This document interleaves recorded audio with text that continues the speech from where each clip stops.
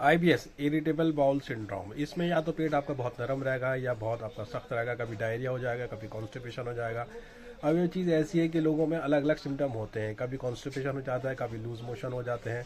IBS बुनियादी तौर पे एक हाइपर सेंसिटिव है कि आपका जो मैदा है वो आते हैं, जो आपका जो जीआई है यानी गैस्ट्रो इंटेस्टाइन सिस्टम जो है वो बिगड़ गया है, और वो मूवमेंट जो है वो हैम्पर सेंसिटिव हो जाती है कि कोई चीज़ आपने खा ली तो फौरन आपको ब्लोटिंग होती है या प्रेशर बन जाता है।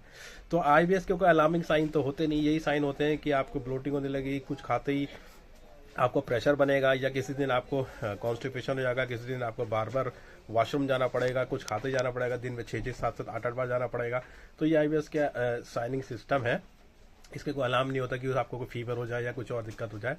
तो अगर आपको ये फील हो रहा है कि आपको आईबीएस है, तो मैं आपको एक नुस्खा बता रहा हूँ, वो नोट कर लीजिए।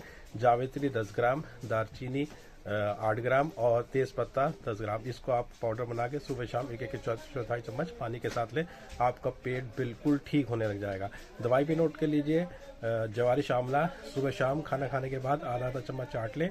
हब्बे मुकब्बे मैदा भी एक एक गोली खाना खाने के बाद चबा के खा लें, इससे भी आपका मैदा ठीक हो जाएगा। आपको ये जो दिक्कत है आईबीएस की बिल्कुल ठीक।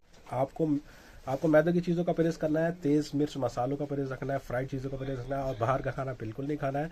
घर का बना हुआ सादा खाना खाएं और दाल सब्जी ज़्यादा खाएं। आप मीट भी खा सकते हैं अगर आप नॉन वेजिटेरियन हैं, लेकिन घर का खाएं, बाहर का खाने से परहेज करें। पैकेट वाली चीज़ों का परहेज करें, क्योंकि ये आपकी आंतों और मैदे को गड़बड़ करती हैं, और आंतों मैदों का इसमें बहुत ज़्यादा दखल है।